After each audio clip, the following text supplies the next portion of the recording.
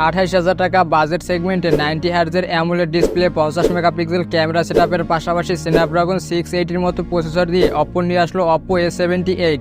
তো এই স্মার্টফোনটি 28,000 টাকা বাজেট সেগমেন্টে কতটুকু ভ্যালু ফর মানি এবং এই স্মার্টফোনটিতে আর কি স্পেসিফিকেশন অফার করছে, এছাড়া এই স্মার্টফোনটি আপনার জন্য কেনা কতটুকু যুক্তিসঙ্গত হবে, এই সকল বিষয় নিয়ে ইন ডিটেলে কথা বলবো আজকের ভিডিওতে।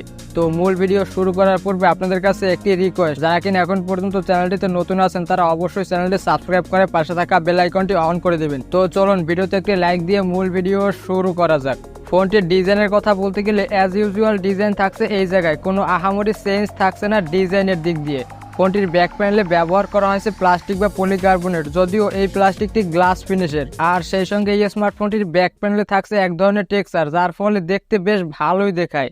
তো ফোনটির উপরের দিকে থাকছে বড় দুটি ক্যামেরা বাম্প, যার মধ্যে থাকছে ডুয়াল ক্যামেরা সেটআপ আর সাথে থাকছে একটি ফ্ল্যাশ লাইট। সেই সঙ্গে এই স্মার্টফোনটির ফ্রন্টে থাকছে ফুল ভিউ ডিসপ্লে, যার টপের লেফট সাইডে থাকছে সিঙ্গেল পাঞ্চ হোল।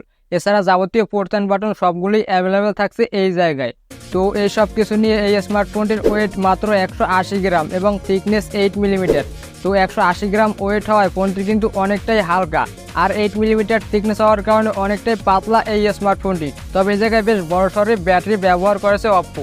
তো ওভারঅল ডিজাইন সেগমেন্ট আমার কাছে বেশ ভালোই মনে হয়, আর বরাবরের মতো অপ্পো সবসময় ডিজাইনের দিকেই ফোকাস করে থাকে। ফোনটির ডিসপ্লের কথা বলতে গেলে ফোনটিতে ব্যবহার করা হয়েছে 6.43 ইঞ্চের একটি 90 হার্জের অ্যামোলেড ডিসপ্লে, যার রেজুলেশন ফুল এইচডি প্লাস অর্থাৎ 1080x2400 পিক্সেল এবং পিপিআই হিসেবে থাকছে 409 পিপিআই। তো যেহেতু এটি একটি অ্যামোলেড ডিসপ্লে, সেহেতু এর কালার ও কন্ট্রাস্ট অনেকটাই বেশি পাওয়া যাবে। তবে এই জায়গায় 90 হার্জের রিফ্রেশ রেটের পরিবর্তে যদি 120 হার্জের রিফ্রেশ রেট হতো তাহলে আরো কিছুটা ভালো হতো। আর দাম বিবেচনা এই জায়গায় 120 হার্জের রিফ্রেশ রেট অবশ্যই দিতে পারতো অপ্পো। তারপরও 90 হার্জের রিফ্রেশ রেট হওয়ার কারণে সোশ্যাল মিডিয়া ব্রাউজিং থেকে শুরু করে গেমিংও বেশ ভালোই একটি এক্সপিরিয়েন্স পাওয়া যাবে এই ডিসপ্লেটি থেকে। তবে এই জায়গায় ডিসপ্লেতে কিন্তু ব্রাইটনেস অনেকটাই কম, এই জায়গায় থাকছে 420 নিটসের পিক ব্রাইটনেস, যার ফলে আউটডোর তেমন কোনো ভিজিবিলিটি পাবেন না এই ডিসপ্লেটি থেকে। ইনডোর কন্ডিশনে বেশ ভালোই ভিজিবিলিটি পাওয়া যাবে, তবে একদম ডিরেক্ট সানলাইটে একটু স্ট্রাগল করতে হতে পারে আপনাকে এই স্মার্টফোনটির ব্রাইটনেস নিয়ে। এছাড়া ওভারঅল ডিসপ্লে কোয়ালিটি আমার কাছে বেশ ভালোই মনে হয়েছে। ফোনটির ব্যাক প্যানেলে ব্যবহার করা হয়েছে ডুয়াল ক্যামেরা সেটআপ, যার মেইন সেন্সর হিসেবে থাকছে 50 মেগাপিক্সেলের ক্যামেরা এবং বাকি একটি 2 মেগাপিক্সেলের ডেপথ সেন্সর। বর্তমান সময়ে ফোন কোম্পানিগুলো মিড রেঞ্জের বাজেটের স্মার্টফোনগুলোতে আলট্রা ওয়াইড এবং ম্যাক্রো সেন্সরগুলো দিতেই চায় না। কেন দিতে চায় না তা একমাত্র তারাই ভালো জানে। তো এই স্মার্টফোনটির মেইন ক্যামেরার রেজাল্টের কথা বলতে গেলে ডে লাইট কন্ডিশনে বেশ ভালোই ছবি তোলা যাবে, আর অপ্পোর ফোন হিসাবে বেশ ভালোই কালার প্রডিউস করতে পারে। তো এই স্মার্টফোনটির ব্যাক ক্যামেরা দিয়ে সর্বোচ্চ ভিডিও রেকর্ড করা যাবে 1080p 30 fps এ। এই জায়গায় অবশ্যই 4K এর অপশনটা থাকা উচিত ছিল। ফোনটির ফ্রন্টে থাকছে 8 মেগাপিক্সেলের একটি সেলফি ক্যামেরা। এই জায়গায় আমি অনেকটাই হতাশ হয়েছি, কজ 28,000 টাকা বাজারের একটি স্মার্টফোন থেকে অবশ্যই 32 মেগাপিক্সেলের সেলফি ক্যামেরা এক্সপেকটেশনে থাকে। তো এই জায়গায় কি দেখে যে 8 মেগাপিক্সেলের একটি সেলফি ক্যামেরা ইউজ করেছে অপ্পো আমার বুঝে আসে না। তারপর এই স্মার্টফোনটির সেলফি ক্যামেরা দিয়ে কাজ চলে যাওয়ার মতো সেলফি ইজিলি পাওয়া যাবে কোনো প্রকার সমস্যা ছাড়াই। তো এই স্মার্টফোনটির ক্যামেরা সেগমেন্ট নিয়ে আমি অনেকটাই ডিসঅ্যাপয়েন্টেড। এই জায়গায় আরো ভালো কাজ করার সুযোগ ছিল অপ্পো ব্র্যান্ডের। আপনাদের কাছে কি মনে হয় অবশ্যই কমেন্টে জানাবেন। ফোনটির পারফরমেন্সের কথা বলতে গেলে ফোনটি আউট অফ দ্য বক্স থাকছে অ্যান্ড্রয়েড 13 বেসড অন কালারওয়েজ 13.1। তো এই জায়গায় কালারওয়েজ 13.1 এ কিন্তু অনেকটাই কাস্টমাইজেশনের সুবিধা থাকছে, আর বর্তমান সময়ে এই অপ্পোর কালারওয়েজটা কিন্তু অনেকটাই ভালো একটি ইউআই।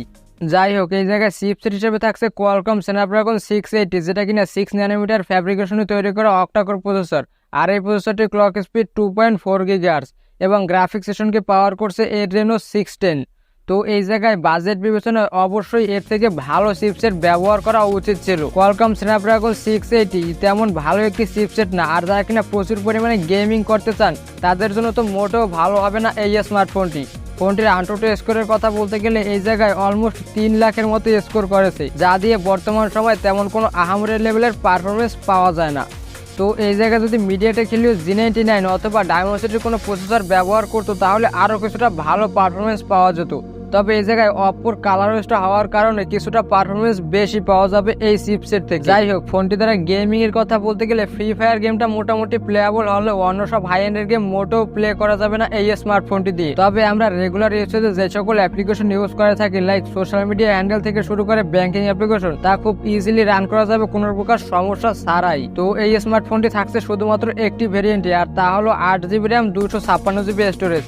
আর এই ভ্যারিয়েন্টের দাম বাংলাদেশ মার্কেটে রাখা হয়েছে 27,990 টাকা।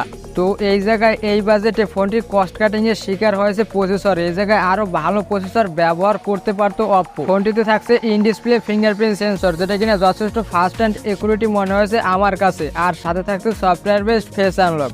তো এই স্মার্টফোনটির ব্যাটারির কথা বলতে গেলে ফোনটিতে থাকছে 5000 mAh এর একটি হিউজ ব্যাটারি, আর সাথে থাকছে 67 ওয়াটের একটি ফাস্ট চার্জার। এই চার্জারটি দিয়ে ফোনটি ফুল চার্জ করতে অ্যারাউন্ড 40 থেকে 45 মিনিটের মতো সময় লাগতে পারে। ফোনটির কানেক্টিভিটির কথা বলতে গেলে ফোনটিতে থাকছে wifi, dual band, Bluetooth 5.0, GPS, NFC এবং ইউএসবি টাইপ সি পোর্ট, এগুলো তো থাকছেই। অলরাইট, এবার যদি এই স্মার্টফোনটির ওভারঅল থিঙ্ক করা হয় তাহলে ডিজাইন এবং ডিসপ্লেতে বেশ ভালোই কাজ করেছে, তবে ডিসপ্লেতে ব্রাইটনেসটা আরো কিছুটা বেশি দেওয়া উচিত ছিল। আর ক্যামেরা সেটআপটা আমার কাছে মোটেও ভালো মনে হয়নি। এই জায়গায় ক্যামেরা এবং পারফরমেন্স সেগমেন্টে আরো কাজ করার সুযোগ ছিল অপ্পোর কাছে। আর এই স্মার্টফোনটির দামটা নিয়েও আমি বেশ হতাশ। এই জায়গায় যদি 22,000 থেকে 24,000 টাকার মধ্যেও দাম হতো তাহলে একটি এভারেজ প্যাকেজ বলা যেত। যেহেতু 28,000 টাকা দাম, সেহেতু এই জায়গায় আরো ভালো ভালো কিছু দেওয়া উচিত ছিল অপ্পো ব্র্যান্ডের। আপনাদের কাছে কি মনে হয় অবশ্যই কমেন্টে জানাবেন। সো এই ছিল আজকের ভিডিও। আমার ভিডিও যদি আপনার কাছে ইনফরমেটিভ অ্যান্ড হেল্পফুল মনে হয়ে থাকে তাহলে ভিডিওতে একটি লাইক দিয়ে চ্যানেলটি সাবস্ক্রাইব করে রাখবেন। আজকের মতো বিদায় নিচ্ছি। টিল দেন, আল্লাহ হাফেজ।